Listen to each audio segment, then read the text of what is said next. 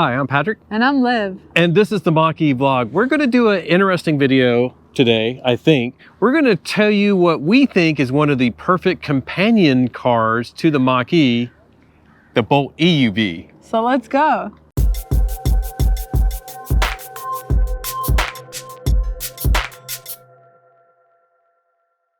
We just moved to California and I had to get rid of my ICE vehicle because it would not pass emissions in California. So we are currently shopping for a new EV to replace my ICE vehicle. I think this one would be absolutely perfect. The Bolt, 2023 Bolt, Chevy Bolt EUV. This would be such an amazing companion for the Mach-E. To be honest, I would be absolutely blissfully happy if I could just keep this and never give it back. And we're gonna tell you why, or at least I'm gonna tell you why I think that. Of course, we love our Mach-E, but in this video, we're gonna talk a lot about the Bolt. We'll do some comparisons, but more as in like just contrasting how it is compared to the Mach-E so that, you know, why we want this as potentially our second EV. First of all, it's a lot smaller, a lot more inexpensive.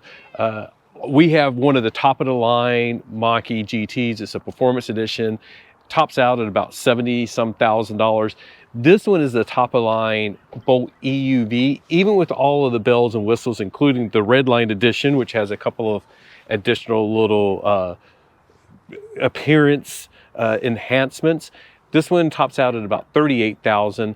Right now, it does qualify for the $7,500 federal tax credit, so makes it very affordable, but it's also like a great size for running around town.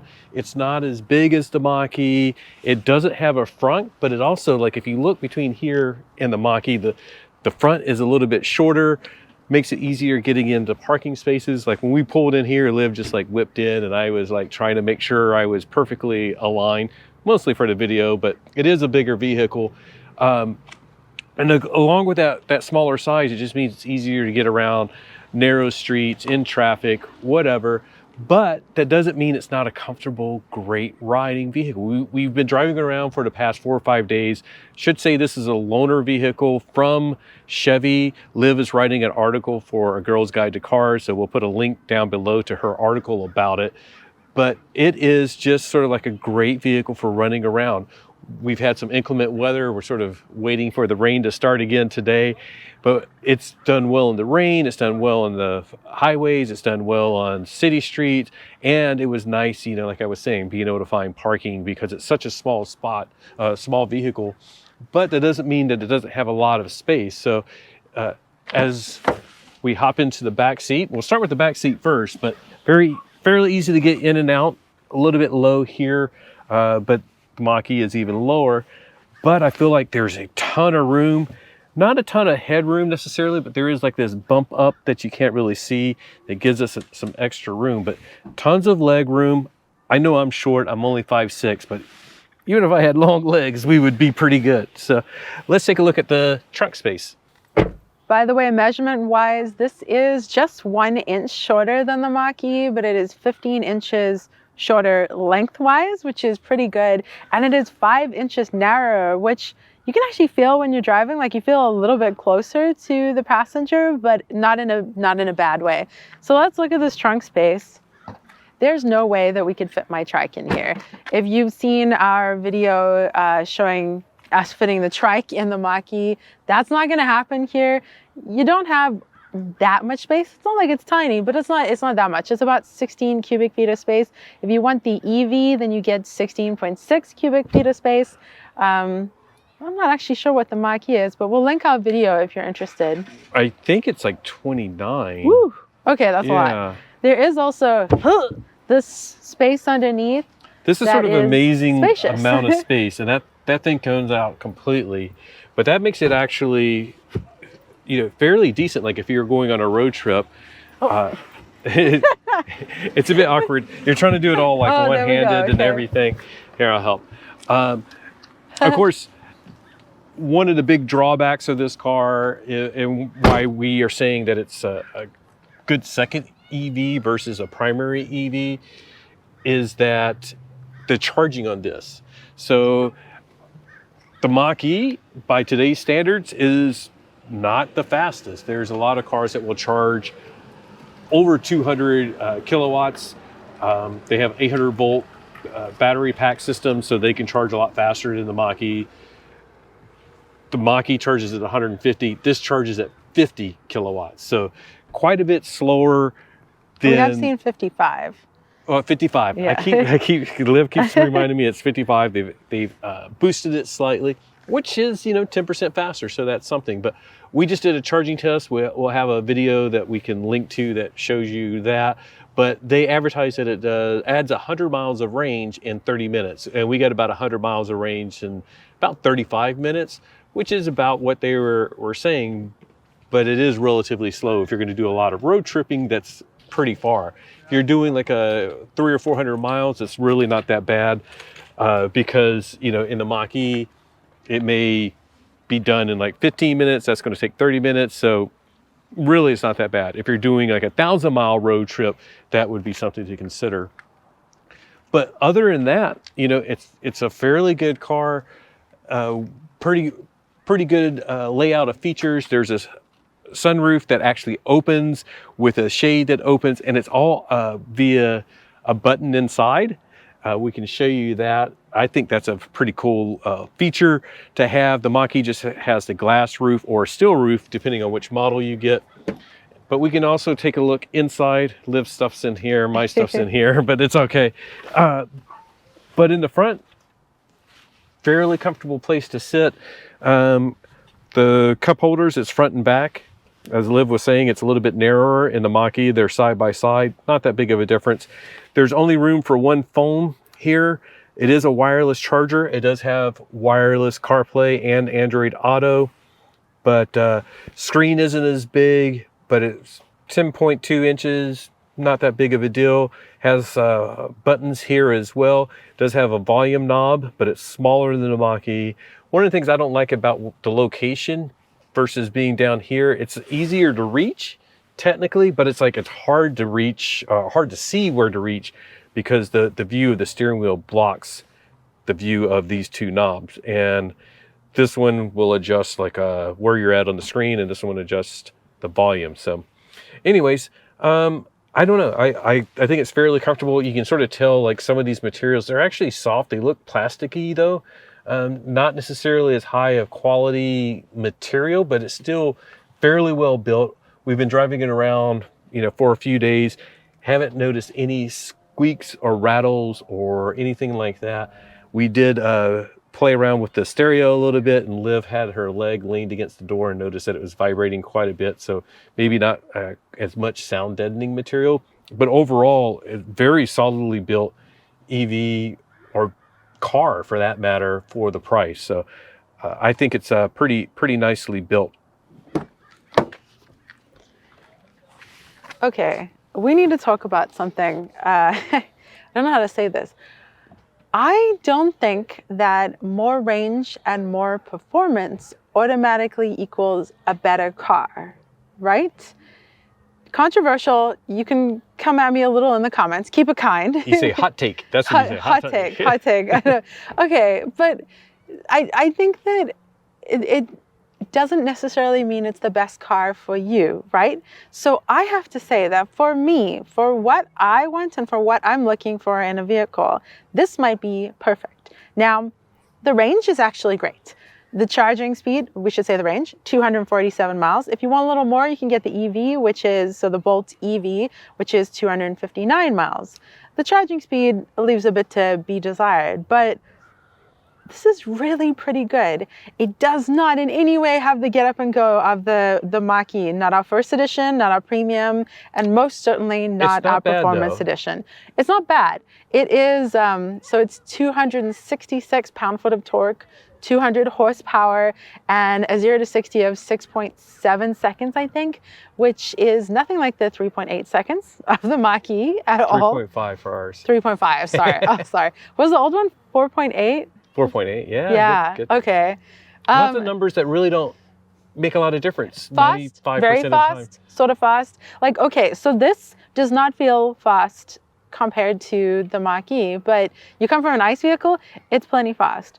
Okay, so this could be the best car for you, even if it doesn't have the best charging speed, the best range, the best power, all that. I'll show you why I really like this for me. I drive cross-legged. You guys might know this. I'm an amputee. I know this is a really unique situation.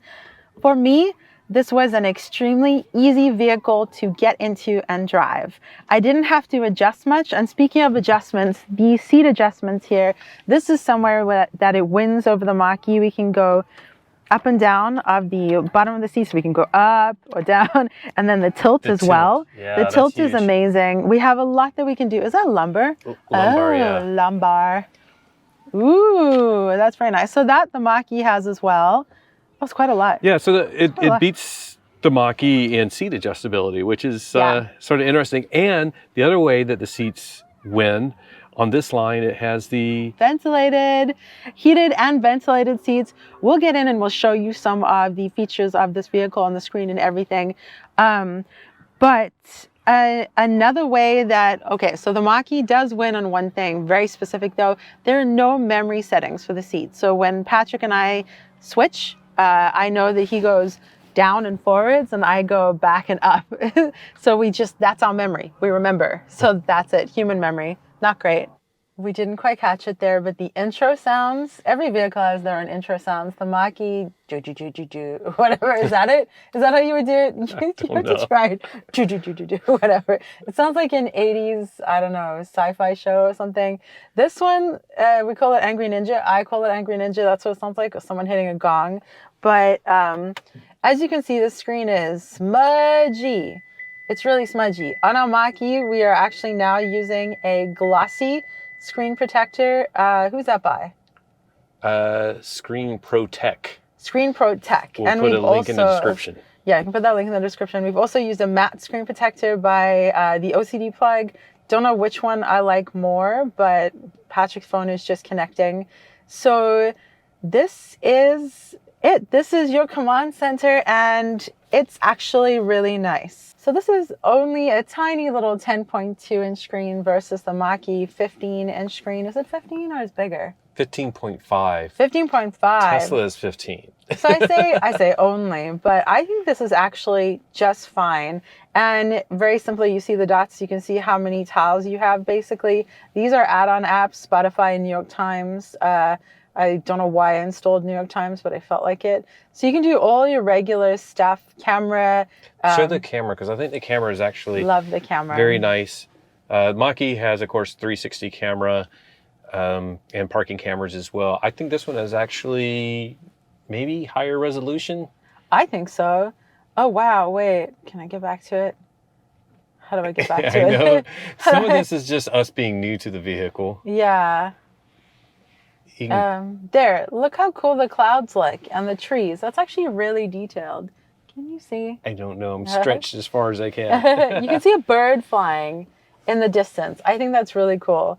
So, and obviously then you can see the direction in which your wheels are turned, and you can actually turn that on or off, like if it's in your way and you don't like it. I personally love it so much. Yeah, that's very much. Definitely a good feature to have. Yeah, this by itself for me is phenomenal. It's worth a lot of things. And this is not, that's part of a package. It doesn't come standard to have the 360 view. Yeah, I was just trying to remember how much the package costs. We can put links to, or you can go look it up. Yeah, but I think this is really phenomenal. It's excellent. Yeah, I think overall I like it. The fact that there's a screen, but like your climate control below has buttons is really nice. You know, for the ventilated seats, changing AC, putting things on auto, changing your temperature, all of that is good. It's nice to have. For me, I prefer having the buttons.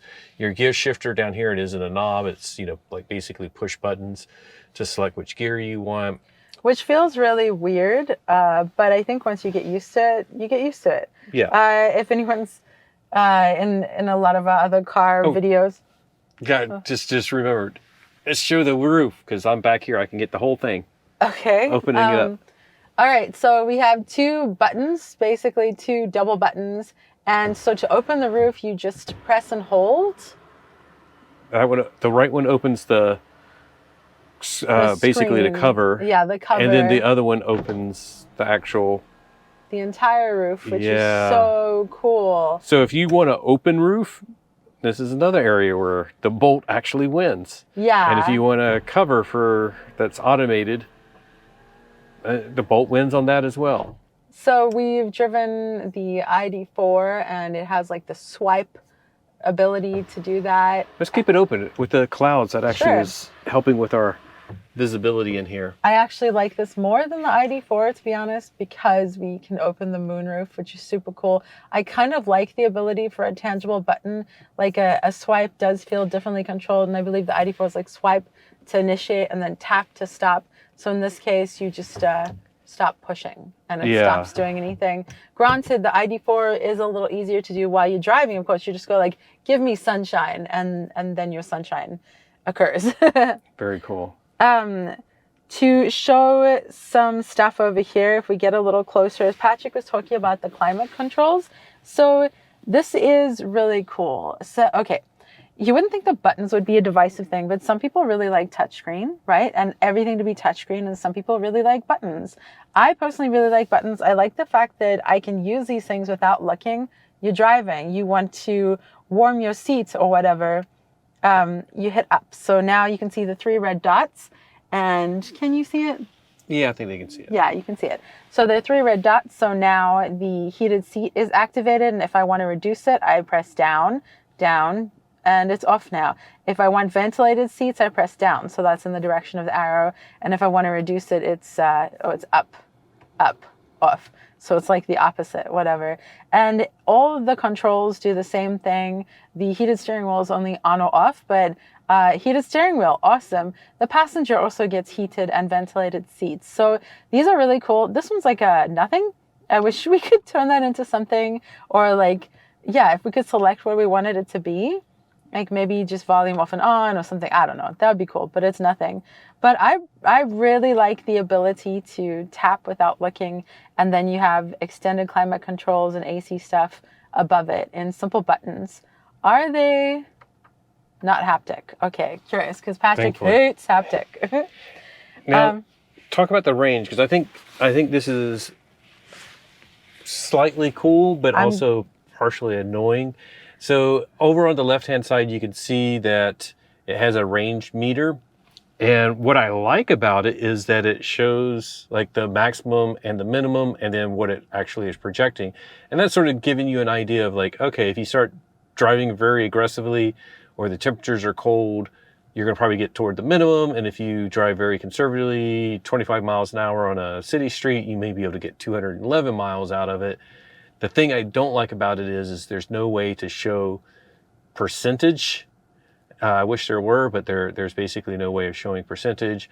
Over on the right, it does have a power and regen meter. So right now it's saying like it's rounding up 1 kilowatt just to power on the car and the accessories. But it literally shows as you're driving how much power or how much regen you're doing. And it's way more visible than in the Mach-E. The Mach-E is just that tiny little gray bar graph that's only on the GT right now. So I wish that they would add that on the Mach-E. The other thing that's really cool is that the center screen is fairly customizable. So if you hit the left arrow, then you can basically use to scroll up and down and like select different modifications. So then it will put like your the song that's playing in the center, or you can switch it to navigation or phone, or right there, like your trip data. So there's a lot of different customization that you can do just for the center screen display. I wish we had some of that stuff in the Mach-E. Mm-hmm. Very nice to have right in front of you, not on the center screen. And then you can sort of switch, some settings. So like, do you want to display in miles or kilometers or whatever. So, and my favorite is the navigation. Yeah, obviously. The navigation, it's neat. And of course it'll do turn-by-turn directions on that screen if you have it selected as well. Now, from the native nav, but not CarPlay. So that's something that I wish more cars would do, is have the CarPlay navigation show up on the driver screen. Yes, very much so. And where it says 1 kilowatt, when you are charging, it will show how much is coming into the battery in that same spot, which is super cool. Yeah, that's something that, we've mentioned multiple times. I wish the Mach-E would show you what kilowatt speed it's doing, because you have to go look on the charger, or if you have a car scanner app. But to just have it displayed on the screen is, I wouldn't say it's genius. It's sort of like basic EV 101, and something that's we don't have in the Mach-E. Yeah. Now, this is only something that is visible when the vehicle's on. The charge screen, when the vehicle is off, is different, and you don't see the kilowatts coming into the battery, so it would be cool. All right, we're sitting here in reverse, hoping this car comes behind us so we can see what this looks like. There we go. Nice. Okay. It wasn't as harsh. So subtle. That's so subtle. So don't know how you feel about the Mach-E's rear traffic alert, but it is... it's notable. Was that too subtle? Nah, I don't know. Like the first time it did it, it was like it got my attention. And I think if you're if you know that sound and you're backing up, you're already a little bit in heightened awareness. So true. All right, let's get back in the park and chill out. Okay, enough talking about it. Let's go for a quick drive in the Bolt, and we'll talk about how it differs driving wise compared to the Mach-E. And granted, we have a GT, but we did have a premium, so we're going to try not to just compare it to the GT. Let's go. One big difference about the Bolt and the Mach-E is I don't feel notable when we're driving. You know what I mean? Like when you're in the Mach-E, it just, maybe it's the grab of blue, but I think it's also the like kapow design style. It's no wallflower. Like you feel like you stand out. Whoa, what was that? Diesel. Gross. Yeah. That was gross. So you feel like you stand out, right? You feel like the car is visible, and it's just a different way of, I see us differently in the road, right? And in the Bolt, I feel like we blend in. Yeah. What is this? Doesn't matter. Does it, car, electric, ice, whatever, it's car. It's now, the aesthetics of it have actually grown on me though. It's not like it's an ugly car. I think it's pretty, it's cute. But it's not the Mach-E. Reminds me a little bit of a, what is it, like a pug or whatever, like the dog with like a little bit of a squishy face? Squishy face. Rude. Because it isn't the, yeah, I mean, it's a different aesthetic, but it's grown on me as well. And what's interesting, because this part is to talk about the driving impressions, and look around. Like, it doesn't matter if we had twice the horsepower, twice the 0 to 60.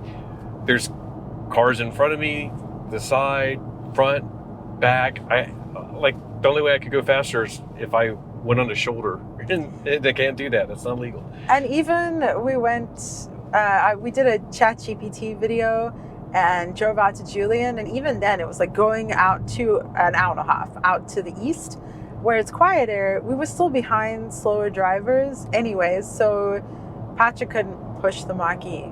So yeah, there was a couple of spots where it's like, okay, now it's a bit fun. But for the most part, 95% of your driving is going to be like this. So it isn't like a sporty drive is all that much helpful in this type of thing. As far as ride quality and comfort, it isn't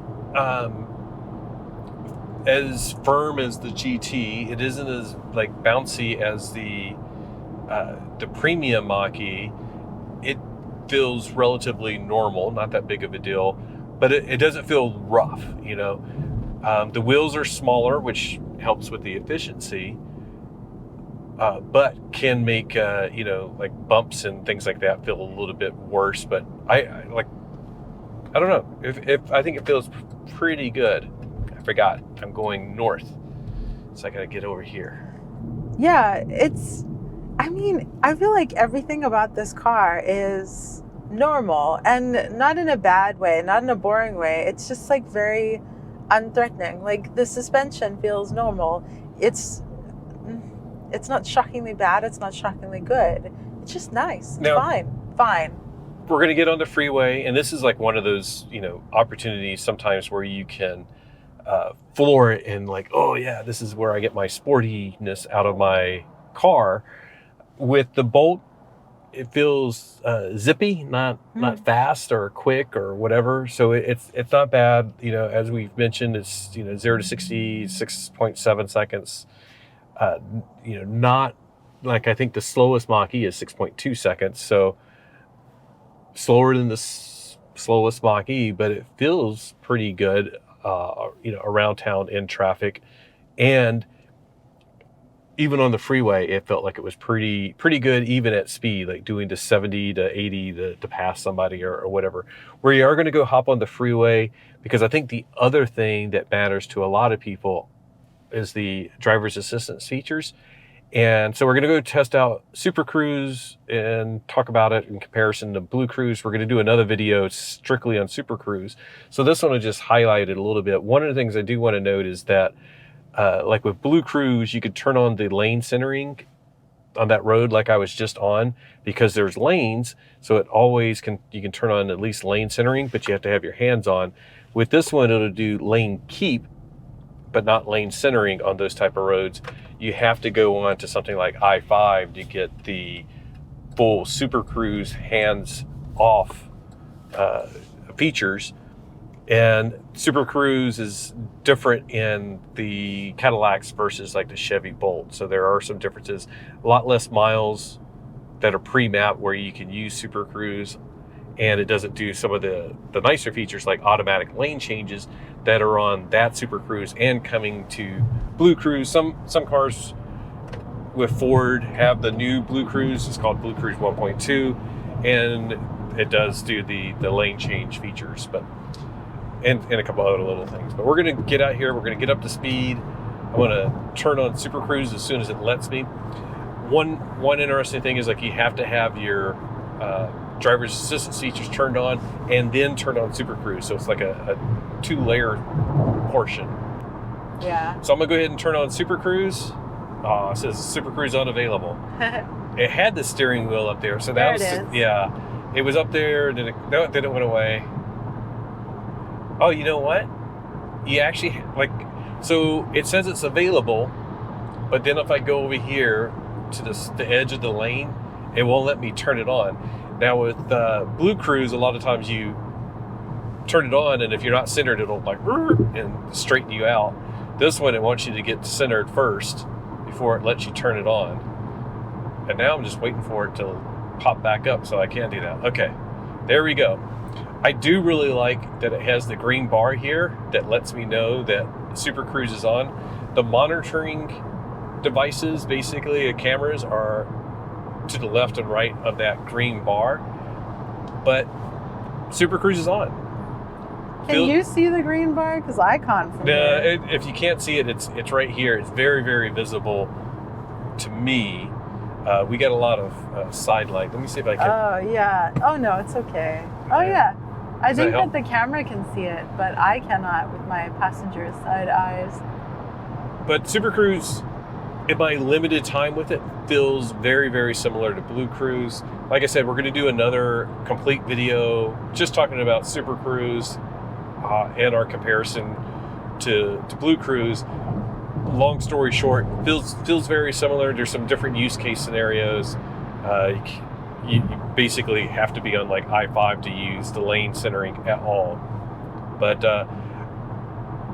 now that we're up to speed and we're also doing 70 something miles an hour, this is also talking about like the ride quality again. I think the ride quality is fairly nice. This is where you get a little bit of the softer suspension. It's doesn't have the Magna Ride that the GT Performance Edition has. So we get a little bit of that like bouncy as we hit some of these bumps. But I think it feels fairly comfortable. The seats for long distance, I think the thing I would love is the ventilated seats. Heated seats, not as big of a bonus for me for long trips, but the ventilated seats I would love to have on longer trips. One little side note, I personally like heated seats. It's not that I like to be warm, but if you have back pain, I feel like it's really nice. I never even thought of that until you mentioned it. Yeah. And then I've had a couple of times where my back was getting sore and I turned it on. And I'm like, that actually feels pretty good. Yeah, so, loosens you up. Yeah, not a bad thing. Of course, it'd be nice to have massaging seats like the EQS or the ID4. Or the BMW, the i7. We haven't been in that. No, we haven't. We gotta get that one. Yeah. All right, shall we switch? Yes. Welcome to Southern California, aka Sitting at Lights. Patrick gets the highway and I get the city streets because that's what I drive in a lot of. I sit at traffic lights, I drive at slow speeds. This car is just fine for that. Turn your blinker off. Was that annoying? Yeah, it was annoying. Well, if you were curious about what the blinker sounds like, that's what it sounds like. I normally am like very adamant about using turn indicators, blinkers, but because we're recording, anyways, and we're in a turn lane. So anyways, you've been driving it for a few days. Yes. What are your driving impressions? Driving impressions, I really like it. I just wanted to be like, this is me driving a fast car. This is me driving a slow car. This is the impression, my impression of someone driving. This is my impression. Well, no, it's an EV.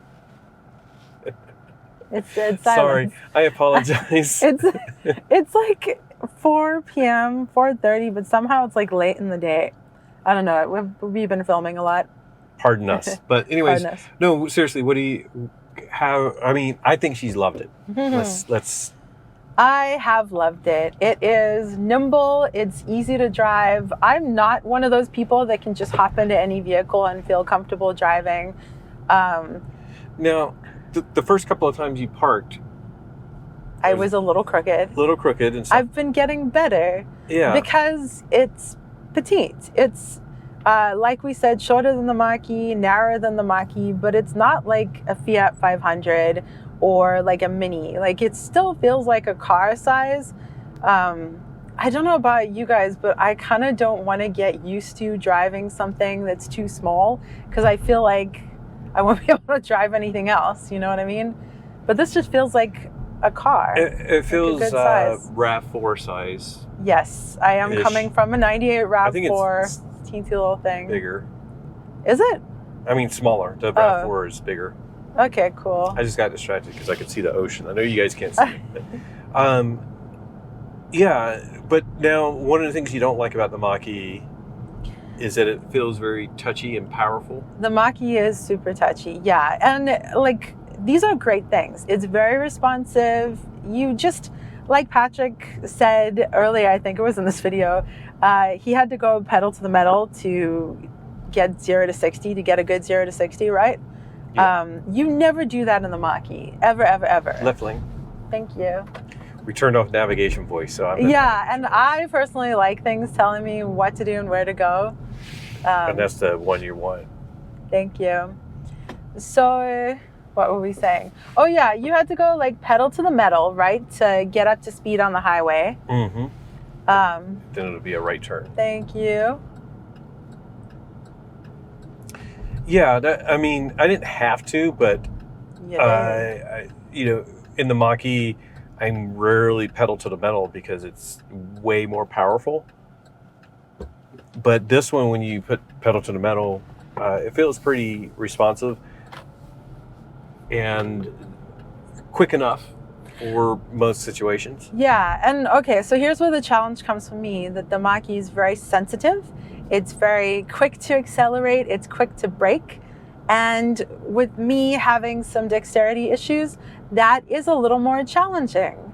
This vehicle is chill. It's chill, it's relaxed, it coasts really nicely. I'm in 2-pedal mode. I do not like driving in 1-pedal mode.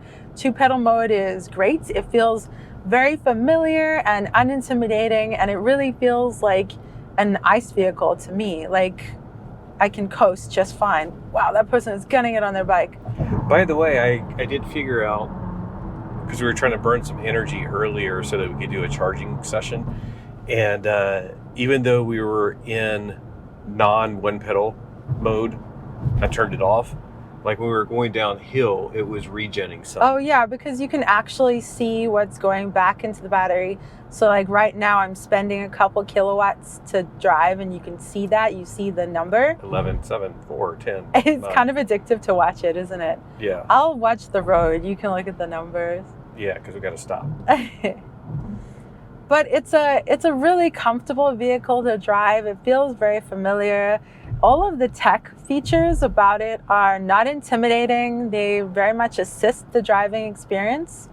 And nothing is too tech forward, I don't think. What about you? When you step into the Mach-E or the Ioniq 5 or Tesla, obviously, you feel like you're like this computer on wheels. This still feels very much like a car with totally.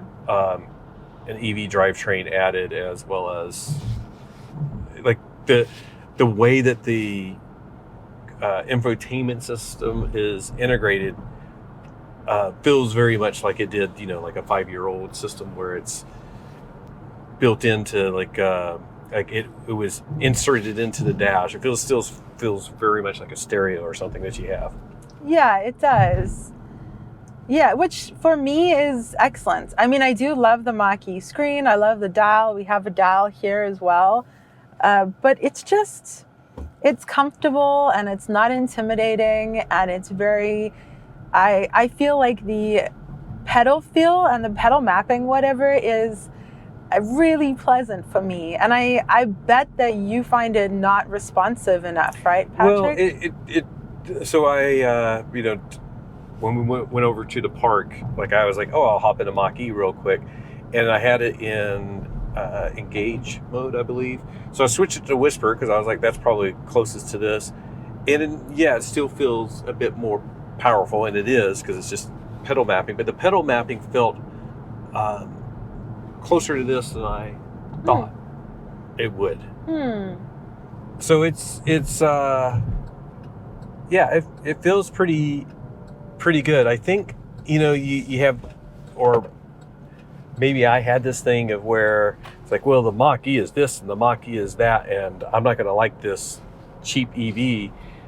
But in the end, it's like I've been really enjoying it, and I don't want to say like I would choose this over the Mach-E. Obviously, I wouldn't. But at the same time, it's like for if I were commuting back and forth to work.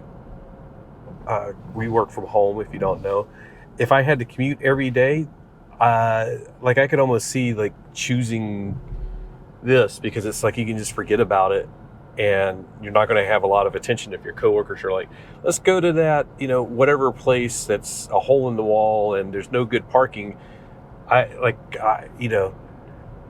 don't necessarily like taking the Mach-E to those places, but this, I'd be like, sure. Let's, everybody pile in, let's go. I mean, we haven't been to those places here in Southern California yet, but in Colorado, we would always take my old ICE vehicle because we go downtown or somewhere cool where stuff is happening. Someone is either puking on the car, sitting on the car, falling on the car, scratching the car. So, it happens. Yeah. Now, okay, this is not a cheap vehicle. This exact spec one is like $37,000. I don't want anyone puking on it or falling on it either, or scratching it at all. This is a really nice vehicle, and to me, it doesn't feel like you're driving something cheap. It feels like you're driving a lovely vehicle that's doing exactly what you want it to. So it doesn't feel like, oh no, I'm in this budget EV. I don't think. No, and another thing is like, in the summer on those hot days, which granted we don't have a ton out here, but ventilated seats would be pretty nice. Yeah. Now, I don't think there's like a lot of the like remote start and preconditioning. I'm not sure. Oh. I think you can precondition, but maybe that's a difference as well. I should look that up. I'll put notes down in the description. Whoever's editing this, remember, add in something in there about that. So we sort of specifically try not to over-research vehicles. One, I'll admit we don't have enough time. And then two, it's sort of like we just want to like get in the car and how does it feel? Because sometimes I think when you research a bit too much, you distort your expectations of the vehicle. So Well, we just want to hop in and be like, how does it feel? What is it? Yeah, and of course we want to know the specs and the stats and the range and all that. That's important, but we really do want to authentically impart our experience with all this stuff very honestly. So we're trying to be honest and not too critical. And if there's something that you don't agree with, don't feel bad about disagreeing with us, because there are lots of different things, because people have different opinions and different wants and needs. So you can say that, share that in the comments, hopefully be nice about it. Like, you are absolutely entitled to your opinion. And also, by that token, if we say that we don't like something and you like it, I hope you're not hurt or insulted by it, because we want you to have your own feelings and opinions about this stuff. And like, if you say you don't like the Bolt, I won't have my feelings hurt. If you say you don't like the Mach-E, your money. neither. Yeah, it's your money. You really, like, if you don't like it, don't buy it, definitely. But we do give you our opinions just so you can have a point of reference. And we base our point of reference on the Mach-E, so you can sort of see where we're coming from. Yeah. And overall, like, I wouldn't mind having this in our garage. I would love to have this. This totally feels like an excellent vehicle to replace my ICE vehicle. Also, obviously, right now you get the tax credit. Everyone is interested in Bolts. It seems like it's really hard to get one. I actually tried to buy one a month ago, and when I was feeling really optimistic before I went to the hospital, and I had a little more money to spend on a car. So, and the dealers were like, oh, we'll charge you extra. Are you looking at that sweet matte wrap? I want to get a picture of this Tesla's license plate. So, excuse me 1 second. Oh, hey, can I say it? Yeah. Hate the pump, right? So our friend, hate the pump. I'm wearing his shirt. It's called, he has a website called F the Pump. And actually, I just saw he messaged me just now when I picked up my phone. And he has a license plate that says F the Pump. So I think he would appreciate that photo. Hate the pump. I'll, whoever's editing this, pop up the photo. Oh my gosh, you're so going to give me this video, aren't you? Yes. While you're like adding things to do. But anyways, yeah. Oh no, I had more things to say. I was going to say, yeah, get back to your driving impression so we can make this shorter.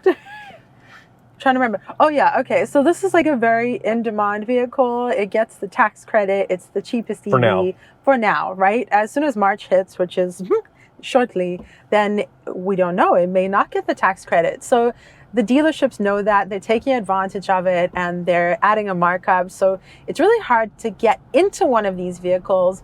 We were not actually even able to test drive one. And if I hadn't, just like literally the day before this car came over, I heard, hey, would you like to drive this car and write an article for a Girl's Guide to Cars? And I was like, yes, please. Because we weren't even able to drive this. So we were offered like 2 different test drives, and the first one we were like, sure, yeah, we'll come over for a test drive. And they told us they have 3, and we're like, okay, cool.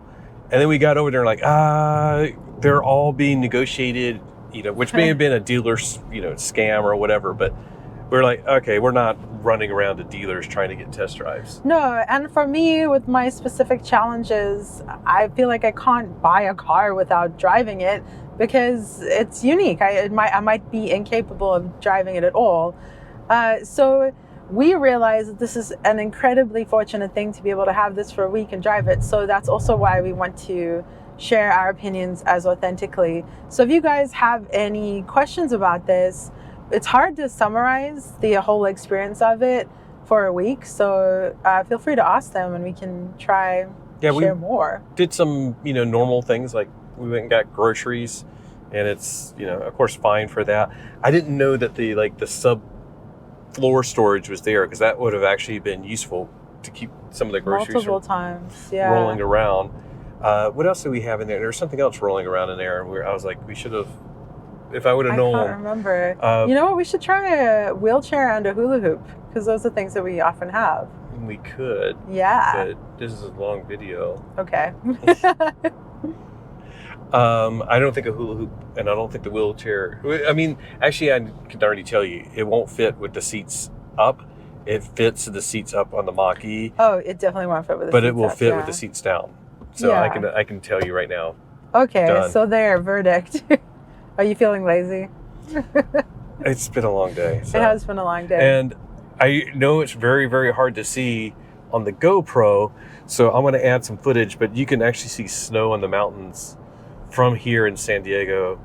I missed it. It was the ones on the right. I was going to try to get an extra video clip. We're going off.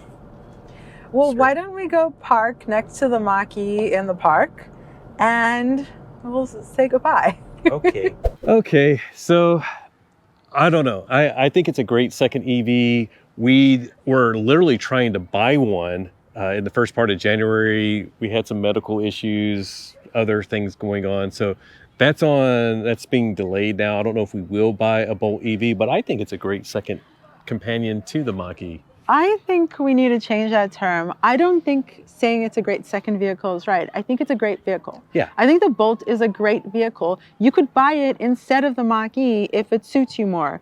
Do you road trip much? Do you need the larger trunk space? Are you going to do something like haul a trike, like our trike? If not, the Bolt might be the perfect first vehicle. Yes. I think that if I was independently buying a vehicle and we didn't have the Mach-E, I'd probably get the Bolt. I think it's excellent.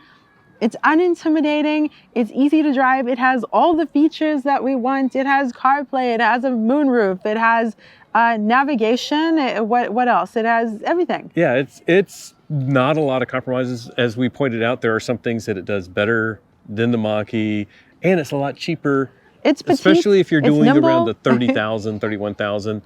This one at 38,000, you're like, for a bit more, I could get a Mach-E Select, but then that's the low-end Mach-E. So it's actually a good choice for a lot of people. Yeah. For us, I think it would be a great choice as a second EV. It would be a phenomenal choice as a second EV, and we've already been enjoying having something that is smaller and easier to park.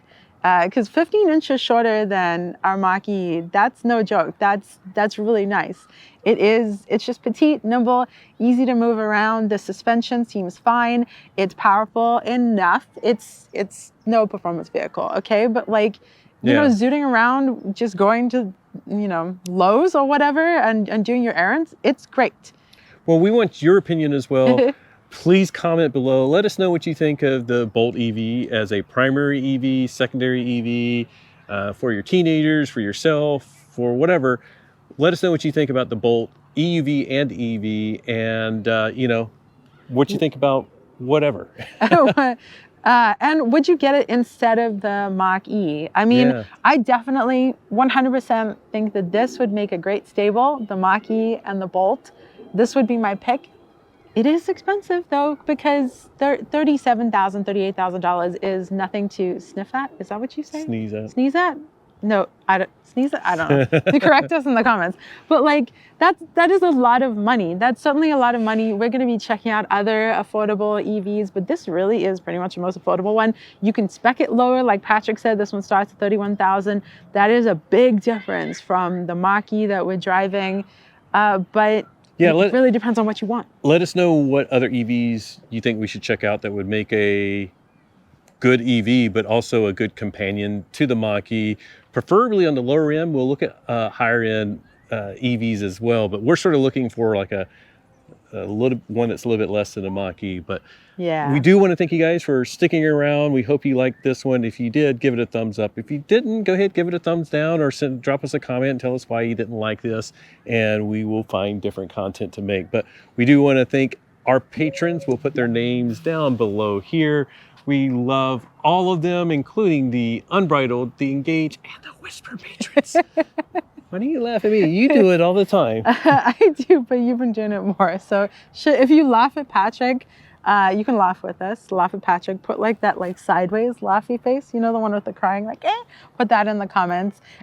And just remember that whatever you drive, whether it's a Mach-E or whether it's a Bolt or whether you have both, which would be perfect.